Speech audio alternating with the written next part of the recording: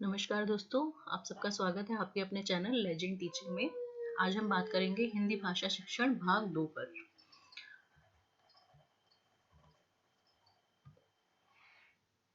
तो चलिए बात करते हैं। इसमें हम कुछ थ्योरीज के बारे में समझेंगे और इसके बाद हम देखेंगे शिक्षा के क्या सूत्र होते हैं, क्या सिद्धांत होते हैं। तो सबसे पहले बात करते हैं पैवलोक और स्किनर की थ्योरी के बारे में। पैवलोक और स्किनर जो थे वो व्यवहारवादी थे। व्यवहारवादी का मतलब है कि वो ये मानते थे कि जो व्यवहार है उसके विकास के साथ साथ भाषा का विकास होता है। इनके अनुसार क्या था, मस्तिष्क जो है, हमारा ब्रेन जो है वो कोरी स्लेट है। कोरी स्लेट मतलब एक खाली स्लेट जिस पर कुछ भी ना लिखा हो और हम जो भी चाहें उस पर लिख सकते हैं। इस थ्योरी में इन्होंने अभ्यास पे ज़्यादा फोकस किया था कि जितनी ज़्यादा अभ्यास करेंगे, जितना ज़्यादा प्रैक्टिस करेंगे, उतनी ज़्यादा भाषा का विकास होगा। नकल करना मतलब जो बच्चे हैं वो बड़ों, अपने पेरेंट्स हैं, बड़े हैं या फिर अपने टीचर्स हैं, उनकी नकल करके सीखते हैं। इनका ये भी कहना था कि जितना ज़्यादा ये रटेंगे उतना ज़्यादा इनकी लैंग्वेज का विकास होगा, लैंग्वेज डेवलपमेंट होगा। तो यहाँ पर रट्टाफिकेशन पे भी थोड़ा जोर दिया गया था। इसके बाद चॉम्स्की आए। चॉम्स्की ने review of Skinner's verbal behaviour जो है ये थ्योरी दी थी। इन्होंने क्या बोला था, इनके अनुसार जो बच्चा है जब वो पैदा होता है तो उसके अंदर कुछ जन्मजात भाषाई क्षमता होती है जो उसे भाषा के अर्जन में हेल्प करती है, सहायता करती है। और इन्होंने ये कहा था कि हमारे मस्तिष्क में, हमारे जो ब्रेन में एक एलईडी होता है, लैंग्वेज एक्विजिशन डिवाइस, या आप इसको हिंदी में बोल सकते हैं भाषा अर्जन यंत्र होता है। और इसका क्या काम है कि ये जो है अपने आप ही भाषा को अर्जित करने में सहायक होता है। और हर बच्चे में एक मूल व्याकरण होता है। मूल व्याकरण मतलब यूनिवर्सल ग्रामर, ये हर बच्चे में होती है। और तो ये एलईडी जो होता है इस मूल व्याकरण का उपयोग करके पूरी भाषा को विकसित कर सकता है, पूरी भाषा को अर्जित करने में मदद करता है। ये चॉम्स्की का कहना था, तो ये आपने ध्यान रखना है। इसके बाद में आता है आपका पियाजे। प्याजे जो है, इन्होंने संज्ञानात्मक विकास पर ज्यादा जोर दिया था। इन्होंने कहा था कि जैसे जैसे बच्चे हैं उनका संज्ञानात्मक विकास होता है, उसी के साथ साथ भाषा जो है उसका भी विकास होता है। तो इन्होंने भाषा को संज्ञानात्मक विकास से जोड़ा है। और यहाँ पर इन्होंने आत्म केंद्रित वाक जो है इसकी भी बात की है। आत्म केंद्रित वाक आपका होता है ego centric speech. Ego centric speech में इन्होंने बोला था कि बच्चा जो है वो खुद से ही बात करता है, जो छोटा बच्चा होता है अपने आप से बात करता है। इस तरह की स्पीच को हम बोलते हैं ईगो सेंट्रिक या फिर आत्म केंद्रित वाक। और लेकिन इसका भाषा के विकास में या संज्ञानात्मक विकास में इन्होंने कोई भी पहलू नहीं दिया था, कोई भी विचार नहीं रखा था। तो इन्होंने इतना ज़्यादा इसको इम्पोर्टेंट नहीं माना था, आत्म केंद्रित वाक को। ठीक है, ये आप ध्यान रखेंगे। इसके बाद आपका आता है व्योगोत्स्की। व्योगोत्स्की जो है, इन्होंने सामाजिक अंतःक्रिया जो है इसकी परिभाषा दी थी। इनका मानना था कि जो भाषा है वो समाज के साथ जो संवाद आप करते हैं, यानी कि सोसाइटी में जो कम्युनिकेशन आप करते हैं उसका परिणाम होता है, उसका रिजल्ट होता है। और भाषा कैसे अर्जित की जाती है, लैंग्वेज कैसे डेवलप की जाती है, आपकी सामाजिक अंतःक्रिया से। ठीक है, तो ये आपने ध्यान रखना है। कि सामाजिक अंतःक्रिया से रिलेटेड एक क्वेश्चन सीटेट के लास्ट पेपर में आया भी था। ठीक है, तो जब भी सामाजिक अंतःक्रिया की बात आएगी तो आपको व्योगोत्स्की का नाम ध्यान रखना है। इनके अनुसार भाषा जो है वो दो प्रकार की होती हैं। एक होती है निजी भाषा और एक होती है सामाजिक भाषा। सामाजिक भाषा होती है जब आप सोसाइटी में कम्युनिकेशन के लिए, यानी कि समाज में वार्तालाप के लिए, संवाद के लिए जिस भाषा का इस्तेमाल करते हैं वो आपकी सामाजिक भाषा होती है। और निजी भाषा होती है कि जब बच्चा छोटा होता है तो वो अपने आप से जो बात करता है, जो भी हमने पियाजे की थ्योरी में भी देखा, उसको निजी भाषा कहते हैं। तो प्याजे ने उसको आत्म केंद्रित भाषा का नाम दिया था, यहाँ पर इन्होंने उसको निजी भाषा का नाम दिया है, या आप कह सकते हैं व्यक्तिगत भाषा। ठीक है, इनका कहना था कि जो निजी भाषा है बहुत ज़्यादा महत्वपूर्ण है। क्यों महत्वपूर्ण है? कि ये बच्चा जो है अपने आप से जो बातचीत करता है वो अपने आप को एक दिशा, एक सही दिशा देता है। अपने आप को सही दिशा देने के लिए वो निजी भाषा का प्रयोग करता है।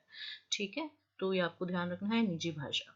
और इनको अपने डिटेल में देखना है तो मैंने आप प्लेलिस्ट में देखेंगे, चाइल्ड डेवलपमेंट एंड पेडागोजी की प्लेलिस्ट है, उसमें पियाजे की, vygotsky की, इन सबकी थ्योरी को बहुत डिटेल में मैंने पढ़ाया है, तो आप वहाँ से देख सकते हैं, तो आपको और भी ज़्यादा क्लियर होगा। आई होप यहाँ पे निजी भाषा आपको समझ आ गया होगा। भाषा शिक्षण के सिद्धांत।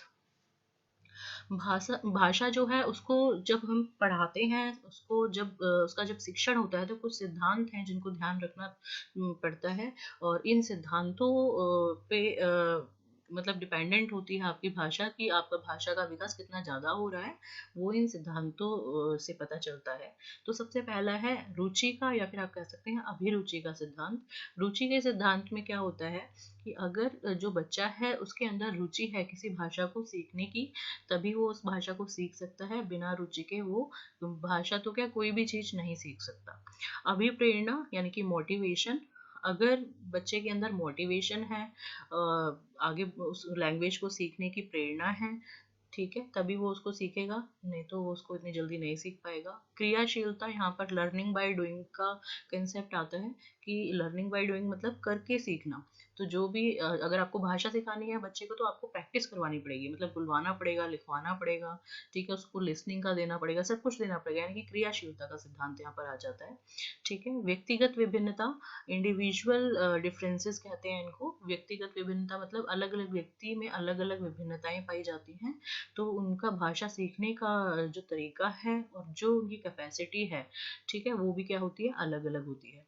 लोकतांत्रिक मूल्य में आपकी स्वतंत्रता आ जाती है, कि हर किसी को अपने विचारों को रखने की स्वतंत्रता है। अब भाषा को किस तरीके से वो इस्तेमाल करें, अपने विचारों को किस तरीके से वो रख रहे हैं, समाज में किस पॉइंट पे बोलना है, किस पे नहीं बोलना है, ठीक है, इन सब की स्वतंत्रता हर किसी को है, तो यहाँ पे स्वतंत्रता आ जाती है। स्वाभाविकता आपकी आती है, नेचुरलिज्म। स्वाभाविकता मतलब जो आप नेचर से सीखते हो वो सबसे बेस्ट होता है। जहाँ आपका जन्म हुआ है, जिस क्षेत्र में, जिस कल्चर में आप रहते हैं, उस सबका जो प्रभाव है वो आपकी भाषा पर पड़ता है, ये सारा स्वाभाविकता के अंदर आता है। आवृत्ति का मतलब होता है रिपीटिशन, जैसे प्रैक्टिस करना, तो जितना ज़्यादा आप प्रैक्टिस करेंगे, रिपीट करेंगे, है ना, आवृत्ति मतलब जितना ज़्यादा रिपीट करेंगे चीज़ों को, उतना ही ज़्यादा आपकी भाषा का शिक्षण जो है वो ज़्यादा तेज होगा, ठीक है, ज़्यादा आप अच्छे से सीख पाएंगे। तो ये आपके कुछ आ गए भाषा शिक्षण के सिद्धांत। इसके बाद आता है शिक्षण सूत्र। भाषा शिक्षण को सीखने के कुछ सूत्र दिए गए हैं, ठीक है, ये हिंदी भाषा हो चाहे अंग्रेजी भाषा हो या कोई भी भाषा हो, ये सूत्र सबके लिए एक जैसे रहते हैं। तो इन सूत्रों को हम देखते हैं। इसमें है सरल से जटिल की ओर, कि मान लो आपको पहले से थोड़ी बहुत जो नॉलेज है वो बहुत सिंपल नॉलेज है, अब आप सिंप्लिसिटी से कॉम्प्लेक्सिटी की तरफ जा रहे हैं, ठीक है, सरल से जटिल की ओर, तो वो सरल से जटिल की ओर जाना बहुत ज़्यादा इजी है, ठीक है। ज्ञात से अज्ञात की ओर, अगर पहले से कोई नोन चीज़ है, नोन टू अननोन जाना इजी है।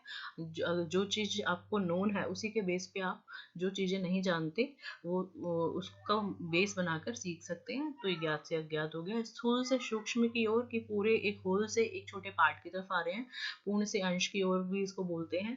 अनिश्चित से निश्चित की ओर, कि कोई भी चीज अनिश्चित है, आप निश्चित नहीं है, उसे निश्चित की तरफ आप जा रहे हैं, वो सीखना बहुत ईजी होता है। प्रत्यक्ष से अप्रत्यक्ष, एक डायरेक्ट कोई आपको टीचिंग, आप कुछ डायरेक्ट कुछ चीज देखते हैं, उससे कुछ सीखते हैं, फिर उसके बारे में जो अप्रत्यक्ष चीजें हैं, जो हिडन चीजें हैं, इनडायरेक्ट हैं, वो आपको सीखना इजी हो जाता है।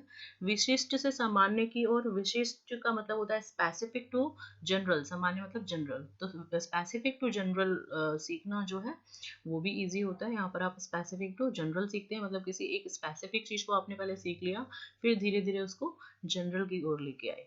विश्लेषण से संश्लेषण की ओर, विश्लेषण आपका हो गया एनालिसिस, और संश्लेषण हो गया आपका सिंथेसिस। तो एनालिसिस में क्या होता है, पार्ट्स में तोड़ते हैं आप प्रॉब्लम को, और संश्लेषण में क्या करते हैं, होल एज अ होल आप उसको जोड़ते हैं, ठीक है। तो पार्ट्स टू होल आप इसको कह सकते हैं।